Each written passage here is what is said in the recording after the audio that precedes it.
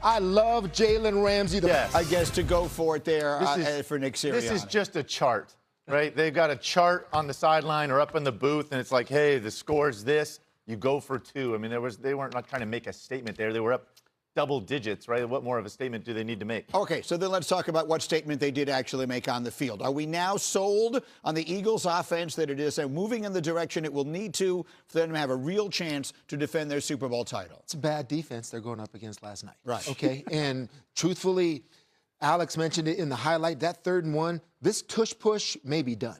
And that is huge for the Philadelphia Eagles if that's not their go-to anymore for 3rd and 1 and 4th and 1. They stopped it twice. No, they stopped it once. There's a false start penalty because the officials now, they're on it. I think, well, good job to the officials. I think we criticize them so much, but they saw the false start. They're calling it. And now this play is not as guaranteed as it was. And they're a huge part of this team. Yeah. I mean, really, the explosive runs were, I mean, this is the signature from last year, right? This offense had so many big, obviously explosive plays. It really helps them, obviously, produce points.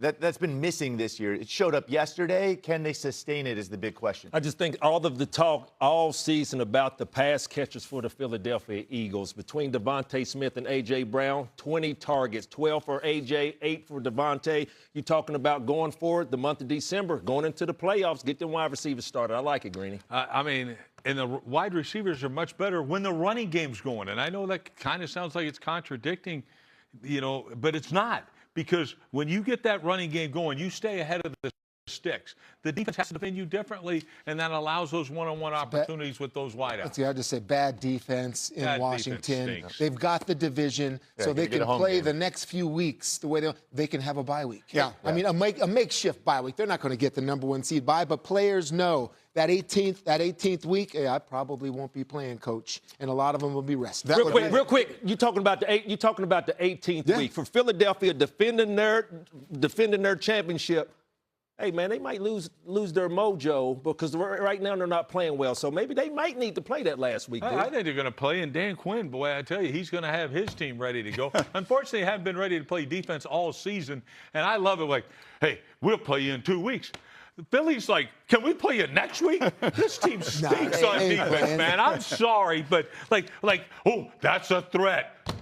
You haven't stopped anybody all season. This team stinks. They're going to be in baseball hats watching them on the field, a lot of these players for the Eagles in Week 18. Eagles will likely be either the 2 or the 3 seed in the NFC because it finally happened. This was a streak that was old enough to drink. It was 21 years since the last time a team repeated as a division champ in the NFC East. Eagles have now actually won 3 of the last 4 NFC titles going back to 2022. So they win the division. From the NFC East, we take a look at the overall NFC playoff picture, and this includes the Seahawks' big win on Thursday night. So look where everyone sits. Seattle right now is the 1 seed.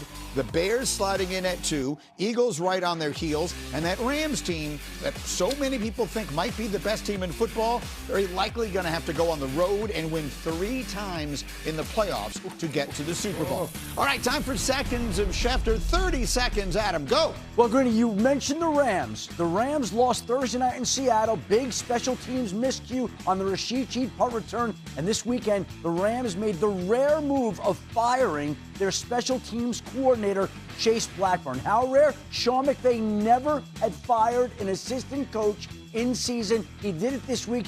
Ben Kotwika will take over as the new special teams coordinator. His debut will come next Monday night in Atlanta on Monday Night Football in a game in which the Rams are not expected to have Devontae Adams.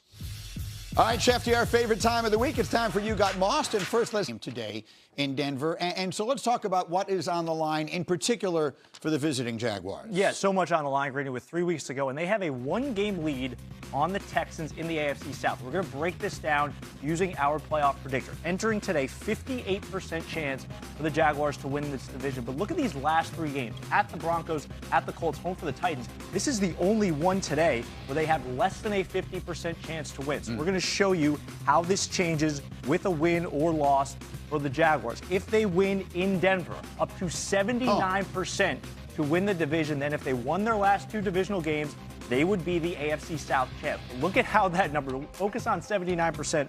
Look at how that changes with a loss. All the way down to 42% And keep in mind, the Texans are a 2-touchdown favorite today against the Raiders. If they win, all of a sudden, Jaguars are under 40% to win the division. So a massive opportunity today in Denver, but not a lot of margin for error for this Jacksonville team. And look, they're being led by a quarterback who came into the league with as much fanfare as pretty much any in recent memory, and just recently is starting to play that way. What specifically has been working? Yeah, he's doing a lot of things well, Greeny, during this 5-game win streak. But we're going to focus on plays with motion at the snap. This is something Liam Cohen really likes doing. 8th highest rate in the league in terms of motion at the snap. And Trevor Lawrence struggled earlier in the season. You look at the first 9 games, completed 57% of his passes in those situations. Second lowest in the NFL. His QBR was 36 on those plays. But during the win streak, over the last 5 games, he's up to 70% completion.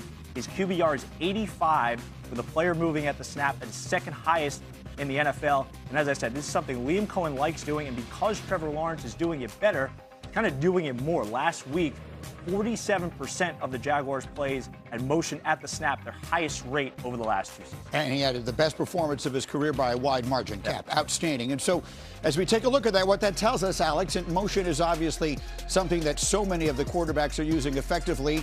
But in the case of Lawrence and Jacksonville this year, it's been sort of a work in progress. It has been, and Cap's spot on. Listen, Liam Cohen loves to utilize shifts in motion pre-snap to create an advantage. It's a complex system, and it has been a process. Take a listen to what his head coach had to say about his QB. The pre-snap operation has definitely settled, I would say, for him. In terms of the motion shifts, there's a lot going on. Well, that, I think, has chilled out for him and allowed him to just go play.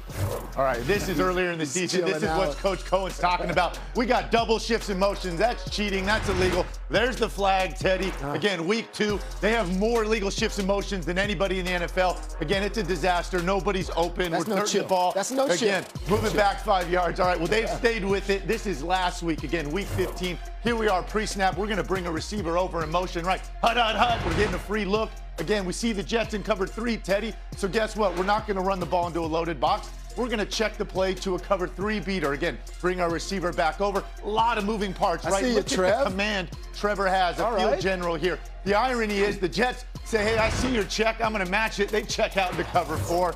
Trevor Lawrence doesn't care. This guy's playing with a lot of conviction and confidence right now. We got a little curl flat down here. We see the linebacker run on the flat route. Doesn't matter. They got 2 defenders. No defense for a perfect throw. And we rip this in there. Again, the confidence and speed that he's playing with. And this one right here, Ted, you want to talk about emotion? Check this one out. We got 2 running backs on the field. That's Travis Etienne up top. Watch this motion as we bring him here in the red zone all the way across the ball. We're coming back around for the orbit motion, right? No, we're not. We're coming back out this way because here comes the swing pass, right? Defense takes the bait. No, it's not. We're coming around here for the over post, right to Tim Patrick. No, we're not going there either. Again, Trevor Lawrence seeing it. We slip shooting out into the seam. This great play design, right? Again, by Liam Cohen. Trevor Lawrence really operating it with a ton of confidence. Listen, that's a designer play there in the red zone, right? Trevor had to make sure they had the right defense for the right look. He nails it, executes it. 6 touchdowns last week, 5 passing, 1 running. Best game of his career, but a huge, huge test today. Going to Denver, one of the best defenses in the NFL. That last play impressed you. That's a lot of eye candy with linebackers looking at multiple backs and shifts in motion. It's tough, very difficult. Let's go to another big game today. We got the Steelers and the Lions who will go at it. And the Lions, look, their offense has been unbelievable this season, leading the league in scoring, so it is a major test for a Steeler defense. Yeah, and the Steeler defense, what we're saying in the defensive meeting room is how do you beat this guy? How do you get to him and be successful against this offense? And it starts with stopping the run, of course, because if you win up front against the Lions, you know you got them. So you're going to have these condensed formations, but here, the Lions got everybody blocked up, but this is where you got to win. You see this tight end coming up here to the defensive end. He's down there looking for 4-leaf clovers. He doesn't win. The double team doesn't win. All right, single blocks are losing. You got people freeing up, winning the line of scrimmage and stopping the run. That's step 1. It's what you have to do against a team that wants to be tough. And then to get to the quarterback, you stop the run and take away his first read because the word create isn't really in Jared Goff's vocabulary because if he's out of structure and out of scheme, and once we know defenders, once he makes that one shift, that one spin, it's over. He's still trying to throw the football, but it's out, right? This is the look that you want. That's the look that you want from Jared Goff. So how's Terrell Austin, the defensive coordinator of the Pittsburgh Steelers, as we open the floor, going to do that? With no Herbig, with no TJ Watt. Jalen Ramsey, the corner? No. He's playing safety for the Pittsburgh Steelers defense, and Austin sends pressure. That's how they're going to get to Goff. You see him taking up blocks here where Jalen Ramsey comes free. Watch the speed. Just close it.